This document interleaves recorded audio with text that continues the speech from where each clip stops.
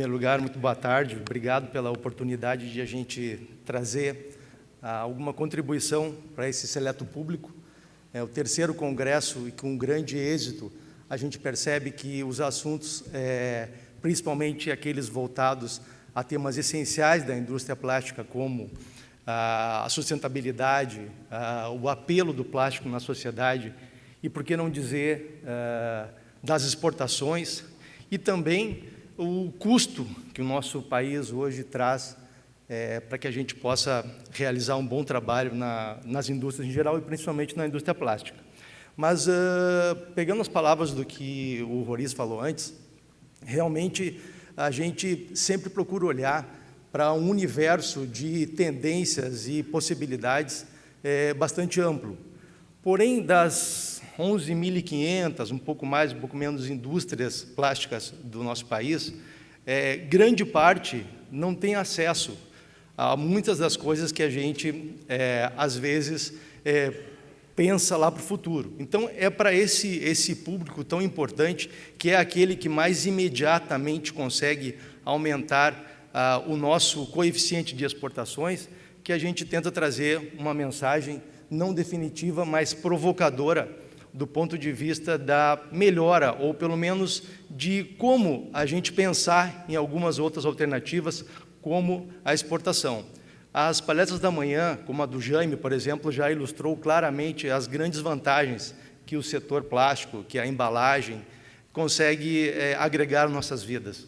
A gente realmente fica muito feliz de ouvir, em alguns fóruns como este, palavras que defendem o setor, porque nós estamos ouvindo diariamente palavras que muitas vezes falam de forma negativa ao nosso setor, e isso realmente afeta, às vezes, a motivação desse setor, que nunca se entregou, sempre foi um setor muito resiliente e com grande capacidade de resistir às crises. Aliás, o plástico, por ser sucedâneo de outros produtos, por conseguir substituir produtos mais caros, ele justamente é um material ideal para a crise. Acho que todos nós concordamos com isso.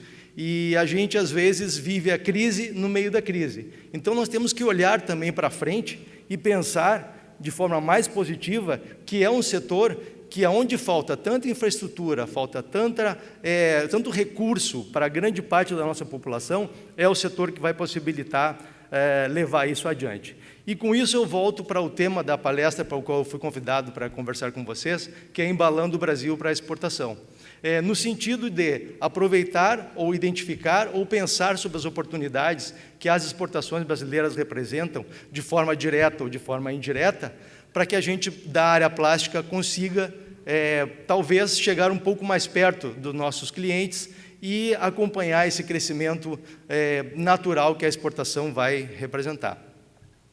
Bom, rapidamente, a gente já tem uma noção, e teve uma noção muito boa, muito mais clara do que eu vou falar agora, a respeito das funções das embalagens. Claramente, a nossa embalagem plástica, e ela que trabalha embarcada com outros produtos, ela tem uma função fundamental, algumas funções fundamentais, que permitem que a gente, dentro destes conceitos, busque a otimização, a maximização e alcance o nosso parceiro da cadeia que vai exportar, ou em forma direta, para que a gente possa, então, verificar qual é o passo mais próximo para que a gente aumente o nosso coeficiente de exportação. O coeficiente de exportação das indústrias plásticas brasileiras não é muito alto, poderia ser melhor. E a indústria que vai conseguir fazer isso mais rapidamente é realmente a de médio porte, porque as grandes indústrias, elas já estão preparadas, já contam com quadros, já contam com recursos financeiros, já contam com parceiros no exterior, já contam com uma análise diferenciada do mercado, que permite a elas chegar mais rapidamente. Mas existe todo um coeficiente de empresas que ainda nem começou a pensar nisso. E estas são as empresas que a gente pretende chamar e provocar para que elas também olhem para esse efeito na cadeia e consigam buscar esse mecanismo de exportar, que é difícil, a gente vai ver, existem coisas complicadas para a gente exportar às vezes, mas não são insuperáveis. Requer apenas que a gente tenha a dedicação, o foco e a determinação de fazê-lo. Eu vou usar para ilustrar, inicialmente, um case que a gente conhece, conheço pessoalmente, que é o Chile. O Chile é um país que, vocês sabem, tem realmente uma população bem menor que a nossa, um posicionamento geográfico tão bom quanto o nosso, mas o Chile tem uma determinação de não se conter ou não se limitar às suas questões territoriais e internas. O Chile adotou algumas políticas que focam no aumento da sua produtividade e da sua indústria com base nas exportações. É um país que olha para fora. E isso permite que o Chile hoje seja uma referência a nível de América Latina. Eu não vou dizer mundial, porque existem tantas outras, mas o Chile também não deixa de ser uma delas, mas principalmente na América Latina, assim como outros países estão melhorando, o Chile é um case que a gente merece realmente estudar. Todo mundo sabe que ele é muito forte na exportação de madeira e celulose, na produção de salmões, um forte exportador desse produto, na produção de frutas, e aqui em seguida nós vamos entrar na questão de embalagens também, e a área vinícola do Chile, todo mundo, acho que não preciso nem falar, todo mundo conhece o potencial da vinícola chilena, né? O setor plástico, ao longo desses anos, eu conheço bem o pessoal da Zipla, etc., teve que fazer um forte trabalho de desenvolvimento do setor para poder acompanhar o ritmo dessas exportações e permitir que aquilo que era produzido no Chile, chegue de forma adequada, competitiva, rápida ao exterior, aos países destinos. Então, isso fez com que a cadeia que exporta e permite que isso aconteça se fortaleça. É lógico que nada é feito de forma individual. Existe uma tendência, existe um movimento onde a complementariedade das operações são muito fortes. E isso é um ponto muito positivo que o Chile apresenta como exemplo para todos nós. Claro que as dimensões, claro que a situação econômica, claro que as condições macroeconômicas são diferentes de um país a outro. Mas a gente não pode deixar de olhar os exemplos bons, porque senão a gente vai perder de analisar coisas que talvez não sejam possíveis realizar no curto prazo, mas dentro da nossa indústria plástica são necessários que se pense, porque a gente não pode ficar sempre naquela zona de acomodação, vamos dizer assim, e não se permitir olhar para outros exemplos tão próximos e tão positivos, né? O conjunto das exportações atuais do Chile já tornam ele um superavitário no fluxo cambial, quer dizer, ele exporta mais do que importa no geral, isso é uma realidade. O desenvolvimento logístico que o Chile investiu nos últimos anos para que fosse ainda melhor do que já era, a mão de obra e os conhecimentos associados também permitem que novas sinergias ou que a cadeia toda consiga funcionar de forma mais adequada. E hoje, além de os produtos básicos que a gente já sabe que eles exportam, que são os salmões, os vinhos, a madeira, a celulose, e eu nem vou falar do cobre, que é o produto principal da exportação do Chile, hoje mais de 50% da exportação do Chile é de cobre. Eles já estão exportando também têxteis e confecções de alta qualidade, embalagens, envases plásticos, produtos médicos, indústria metalmecânica e produtos químicos. Isso porque, através de um estudo que eu estava lendo sobre o Chile, que eu acho que é realmente um exemplo para a gente seguir, principalmente se a gente conseguir regionalizar o nosso pensamento, às vezes a gente não consegue pensar como um todo, como o Brasil, comparado com o Chile, mas a gente consegue pegar uma região e se comparar com alguma coisa parecida. E talvez ali a gente consiga encontrar alguma similaridade e alguma alternativa parecida ao que a gente vive para tentar seguir o modelo. Então, o Chile realmente, nesse sentido, é exemplar. E a gente pode usar o exemplo deles como muito positivo. Eles conseguem hoje, através da sinergia que essa formulação para exportação existe, alcançar outros mercados, além daqueles básicos que eles já tinham, e principalmente o do cobre, como eu já falei, né? Agora, é muito importante observar o seguinte, isso vem em consonância com o que foi falado aqui já antes pelo Roriz, inclusive da questão macro do país, né? Isso foi possível porque, basicamente, se você conversa com um industrial chileno, ou alguém da associação, ou alguém que sabe como a construção da política exportadora do Chile foi realizada, existem alguns pilares que a gente talvez não consiga replicá-los diretamente dentro do Brasil, mas que a gente pode, pelo menos, entender o porquê isso acontece, né? Um deles é os acordos individuais. Os acordos individuais que o Chile traçou, diferentemente dos blocos, foi muito positivo para ele. Se mostrou inicialmente um pouco arriscado, mas depois se comprovou que, preservando esses acordos, eles conseguiram construir relacionamentos mais focados com determinados países que a gente, como Brasil, negocia em bloco. Então, isso foi uma medida muito positiva que o Chile manteve na sua política externa e, hoje em dia, permite a eles chegarem a mercados que, às vezes, a gente não consegue ter a mesma competitividade. Bom, a legislação de preservação de recursos naturais do Chile, sendo ele um exportador desse tipo de materiais, como cobre, salmão, madeira e celulose, é extremamente exigente e muito positiva. É uma das melhores do mundo. Em segundo lugar na lista está a Inglaterra. Então, nós temos o Chile como um exemplo destacado de preservação dos seus recursos naturais, para que esses recursos naturais continuem sendo fonte de negócios para o Chile.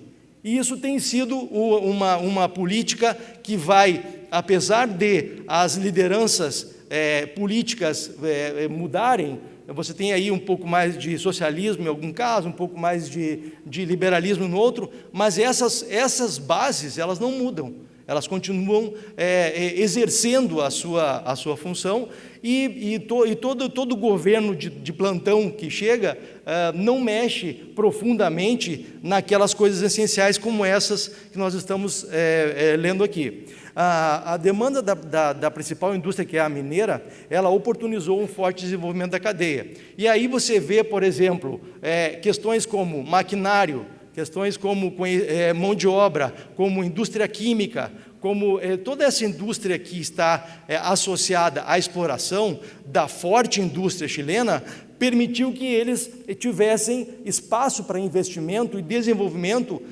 de produtos associados. Isso trouxe a eles uma competitividade natural, e hoje é o que faz com que eles consigam chegar a outros mercados com diferentes materiais, não sendo cobre, salmão, vinho e madeira. Também a adequada regulamentação fiscal que eles conseguem manter num fluxo, numa tributação que implica entre quem exporta e quem vende apenas no mercado interno, quem vende para quem exporta, quem importa para depois vender, e etc., é uma legislação muito adequada, uma legislação muito competitiva que promove a atividade exportadora. Então, tudo isso, em termos de cenário para um país pequeno, que está aqui, poderia ser dependente de acordos regionais como o Mercosul, demonstra que um direcionamento adequado dos seus recursos, baseados na exportação, torna possível o grande crescimento que o Chile tem hoje. E isso é notório, e acho que todos nós conhecemos, e quando a gente estuda um pouco mais a questão, vendo ela um pouco mais a fundo, fica ainda mais admirado por ver o que isso vai representar em termos de futuro. Eles estão crescendo muito e chegando a mercados que, muitas vezes, países como os nossos não conseguem chegar. Bom, eu vou dar um pause aqui agora e vou passar para vocês, tendo em vista que nós estamos falando para realmente a ideia é falar para um grupo de empresas que ainda não está totalmente convencida ou não tem a convicção da exportação, e o que nós queremos é despertar esse viés na indústria plástica como um todo. Eu vou passar um vídeo que eu costumo usar nas algumas palestras que eu dou a respeito de comércio exterior na universidade, quando me chamam, exportação, comércio internacional, relações internacionais, que traz a gente um pouco para o beabá do que vive um exportador inexperiente ou que está frente a uma oportunidade de exportação. Então, se puder passar o vídeo, por favor.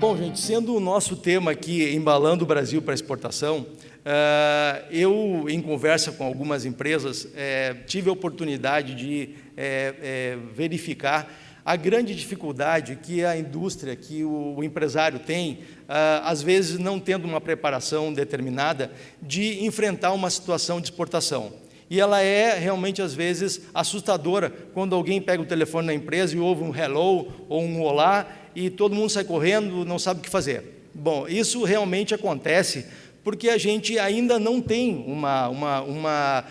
um forte potencial, nós temos, não temos um forte foco na exportação. E isso faz com que nós tenhamos que começar do princípio. Realmente, embalar para exportação é isso, é a gente se encontrar com elementos da nossa cadeia que possam ser embalados, melhor adequados para que seja exportado. E é isso que a gente vai tentar trazer para vocês aqui, pensando no seguinte: não tem forma de resolver isso se a gente não sair da zona de acomodação.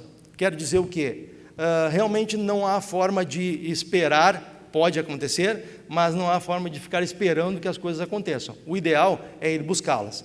Então, tem que sair um pouco da zona de acomodação. Quando a gente fala em sair da zona de acomodação, significa também ir verificar nichos, oportunidades que tenham valor agregado, aonde nós possamos criar solução, porque é com a solução na embalagem que a gente agrega valor. Senão a gente fica trabalhando apenas na zona de commodity e muito simples, e isso acaba gerando uma exportação de baixo valor agregado, e o que a gente procura é uma exportação de alto valor agregado. Portanto, a gente tem que realmente pensar melhor e olhar aquelas oportunidades que às vezes estão próximas da gente e a gente acaba não saindo da cadeira para vê-las, né? Eu uso aqui um exemplo simples, que não foi a Amazon que bateu o varejo, foram os serviços e experiências ruins de consumidores insatisfeitos que abriram a lacuna para esse novo conceito. Não foi o Spotify que bateu a indústria fonográfica, foi a necessidade de ter que ouvir um CD inteiro para ouvir uma música e não quando você quer, na hora que você quer. Então, realmente, as oportunidades, as necessidades vão aparecendo. A gente tem que estar preparado, e quem está preparado surfa nelas. Quem está preparado consegue chegar nessas necessidades. Agora, claro, quando você trabalha com uma forma de pensar apenas aonde você olha o seu lugar e não toma o trabalho de olhar nem a montante nem a jusante da sua cadeia, aonde você pode eventualmente achar os seus parceiros, fica muito difícil. Então, o que a gente pensa? Que o ideal estando preparado, olhando para dentro da empresa, tendo a determinação de exportar, você começa a procurar isso nos seus elos mais próximos da cadeia para identificar possíveis oportunidades. E isso existe e acontece regularmente. Tem muitas empresas que já estão conseguindo acessar esses elos da cadeia para poder suprir de soluções aquele que está precisando de uma solução. Mas a gente tem que realmente se mexer. Nem sempre isso está dentro do nosso âmbito de trabalho diário, do nosso network normal. Mas talvez a gente tenha que ir buscar, procurar. De que maneira? De que maneira a gente pode pensar? Bom, eu sou um elo da cadeia que estou atendendo, estou vendo um setor de alimentos, por exemplo, que quer exportar. Eu outro dia vi a questão do azeite de oliva, do invase de PET, e é muito interessante, porque realmente quando você começa a ver que as empresas já estão olhando de que forma substituir produtos ali para poder agregar na venda, é ali que a gente começa a enxergar a oportunidade. é como foi falado antes, é embalando o Brasil para exportação. O Roriz antes deu uma explanação muito mais detalhada de setores. Agora, veja, você tem aí sucos e bebidas, alimentos, você tem produtos manufaturados, produtos in natura, frutas, que a gente depois vai ver um pouquinho mais sobre isso, embalagens industriais, cosméticos e higiênicos. Nós temos vários exemplos onde talvez você, conhecendo o seu cliente, você possa chegar nele e dizer: escuta, você está exportando, você já pensou em exportar? O que a gente pode incentivar na nossa cadeia para que você exporte? O que a gente pode fazer? Quais seriam os mecanismos? E aqui eu vou mostrar alguns deles. Existem também aquelas exportações diretas, que daí já dependem de você ter uma inteligência maior para procurar o mercado de destino. E isso é possível. Porém, as empresas já estão mais desenvolvidas nesse sentido, as que já estão chegando, já possuem uma expertise, ou estão procurando, mas já têm os recursos para poder fazer isso. Na maioria dos casos, as indústrias de médio e pequeno porte não têm isso.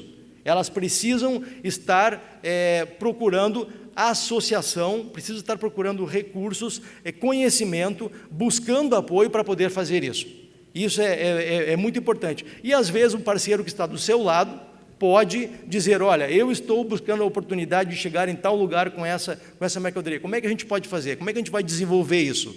Né? Existe um exemplo muito bacana, que eu vi outro dia, trabalhando outro dia, a respeito de uma empresa que exporta mamão papaya, que fez uma parceria muito forte com a Braskem, muito bonita o exemplo, porque eles estão exportando para vários lugares, embalado de uma maneira correta, de uma maneira que preserva o shelf life. Então, quer dizer, veja, existem casos onde a gente tem que fazer procurar para achar essas oportunidades. Elas não vão cair do céu. Nós não podemos ficar sempre esperando que a indústria, a grande indústria chegue para nós: olha, tem isso, isso e aquilo. A gente já tem que buscar isso. Isso a gente busca no nosso elo da corrente mais próximo, ou naquilo que a gente consegue identificar através de mecanismos como, por exemplo, ir para uma feira, ir para um determinado seminário, vir no 3º Congresso Nacional do Plástico. Mas a gente dessa maneira consegue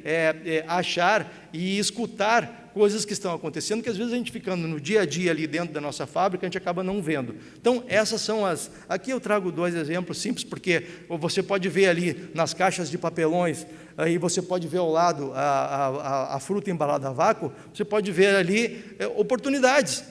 Aquelas caixas de papel em uma embalagem que ela se divide em primária, quando ela toca o produto, em secundária, quando ela permite o acondicionamento de várias embalagens, ou a terciária, que permite o transporte. Você pode estar olhando ali uma oportunidade. A caixa pode ser plástica? Alguém pensou em fazer isso? Não sei, não tenho essa resposta, não é o meu setor especificamente, mas o que a gente pode pensar para que isso seja mais possível de o plástico agregar valor? Então, eu acho que esse é o caminho que a gente quer chamar a atenção, para que a indústria como um todo comece a pensar nas possibilidades de exportar. Os desafios que uma empresa tem para pensar nisso, além daquela brincadeira do vídeo ali, que é o certo pavor que dá na hora que a gente recebe uma ligação para fazer uma exportação, são desafios realmente internos fortes. No corporativo, é a ocupação da tecnologia, da capacidade e a tecnologia. Eu sou capaz, eu tenho espaço na fábrica, estou rodando a 90%, quer dizer, eu posso agregar, eu posso colocar uma exportação. Ouvi alguns casos onde a empresa disse: olha, eu consegui uma exportaçãozinha para fazer para a Argentina. Então, quer dizer, algo que vai ter continuidade? É uma política, efetivamente, ou é apenas uma oportunidade? É muito importante que a gente saiba como vai se posicionar nesse tipo de situação. Formação e preço de margem para exportação. Grande parte da indústria não conhece. Tem sérias dificuldades em entender o que é, como isso vai agregar valor na minha margem. Mas eu tenho aqui essa margem em reais que é de 18%. Poxa, a exportação, eu estou fazendo uma análise hoje, está dando 7%. Isso é bom ou ruim? É muito mais complexo do que isso. Então, é preciso buscar esse conhecimento e também aprender a trabalhar com esse tipo de formulação, porque isso passa por um conceito de exportar. e não apenas por uma oportunidade única. Investimentos em pessoas, RH, idiomas, estar preparado para mandar amostras, gastar um pouco, mandar produto para teste, esse investimento ele é necessário ter, porque não vai ser possível você desenvolver algo preparado realmente para poder exportar sem ter um teste anterior, uma validação, uma aprovação. Outra coisa importante também, que já foi até comentado antes aqui, é o entendimento de uma taxa cambial quando você está exportando. Não funciona tão simples assim como uma fatura emitida em reais. Quer dizer, você vai ter lá o RE, o que pode fazer? Pode tirar um adiantamento de câmbio, o seu RE, o valor da taxa do RE que vai precificar o custo da tua exportação, mas quando houver o pagamento, que a taxa de câmbio vai ser diferente, o cliente vai pagar 60 dias depois, como é que fica isso? Tudo isso tem que ser bem analisado para que a empresa não tenha surpresa. Mas mais do que não tenha surpresa, tenha certeza de que é isso que ela está pretendendo, porque senão é pior, acaba que a gente entende que o resultado advindo dessa atividade não é o que a gente estava esperando, aí não vai ter continuidade. Agora, dentro do que a gente já viu em termos de burocracia, no Brasil, já foi muito comentado, infraestrutura, sistema tributário, etc. Eu vou antecipar um pouco aqui, porque estou com a questão do tempo aqui meio corrido. Agora, isso aqui é uma coisa que eu queria chamar a atenção para vocês, porque eu vivi praticamente isso. Tem um negócio que eu gosto muito que chama-se Rise Your Standards, quer dizer o seguinte, efeito dominó. Quando você começa a se preparar para exportar, você começa a implementar fluxos, processos, conhecimento na sua empresa, que permite um ganho associado. Porque quando você vê que conseguiu se certificar nisso, se certificar naquilo, aprovar produto dessa maneira, levar produtos para o exterior, adaptar a embalagem, o seu pessoal está falando idiomas, está conhecendo o cliente, está visitando, você está indo à feira. Quando você chega nesse ponto, é porque você já teve um ganho na sua empresa. E esse ganho é irreversível. Você vai conquistar outros resultados com essa realidade. E isso é uma coisa que às vezes as empresas não veem. É importantíssimo que você perceba o ganho associado que tem em focar na exportação, porque ele vai valer para toda a empresa. A empresa não volta a ser mais do que ela era antes. Talvez não seja uma coisa rápida nem barata, mas ela é um investimento que, com o tempo, não tenho a menor dúvida de que ele traz um resultado associado para as outras práticas da empresa também. Onde é que... Aí aquela questão, you are not alone. Então, eu digo, bom, tá bom, tem tudo isso aqui, foi bacana, escutei que é legal exportar, que vale a pena, que a gente tem... Como é que eu faço? Onde é que eu olho? Para quem o que a gente faz? Aí, pessoal, no Brasil, e particularmente no âmbito de associações, entidades que a gente transita, tem muita informação. Vocês estão tendo uma riqueza de informações aqui hoje, através das palestras que tiveram aqui, fantástica. Então, isso não é uma coisa que deva ser descartada. Tem que participar, tem que vir para os sindicatos, tem que ir para as federações, tem que fazer cursos, tem que ir a seminários, tem que ir na Fiergs, tem que consultar a PEX, tem que consultar a Associação Brasileira de Embalagem, tem que realmente buscar um mecanismo de informação, porque sozinho não dá. Realmente fica muito difícil. Aquela história, aquela exportação que começa assim, eu tenho um amigo lá no Uruguai que precisa de um produto, quem sabe a gente liga para ele porque o câmbio está bom agora. Isso não funciona. A gente tem que trabalhar de forma realmente resolutiva e constante. E isso, nós no Brasil, temos quantidade de fóruns e lugares onde a gente pode nos cercear de informações e buscar recursos para aquele conhecimento que está nos faltando. E, para terminar, eu deixo apenas uma mensagem, que é um estudo que eu achei muito interessante, após lê-lo, que diz o seguinte: os resultados indicam que o crescimento das exportações influencia positivamente a produtividade, a menos que seja motivado por algum evento cambial específico. Esse é um estudo realizado pela Associação Nacional dos Cursos de Pós em Economia, muito bem trabalhado, que queria realmente identificar se uma empresa exportadora traduz isso em maior produtividade para dentro da sua fábrica. E sim, traduz. O estudo está público e é uma resposta que a gente entende como correta, depois de visto todo esse pensamento sobre a exportação. Espero que vocês reflitam sobre isso e a gente está à disposição para qualquer informação. Muito obrigado.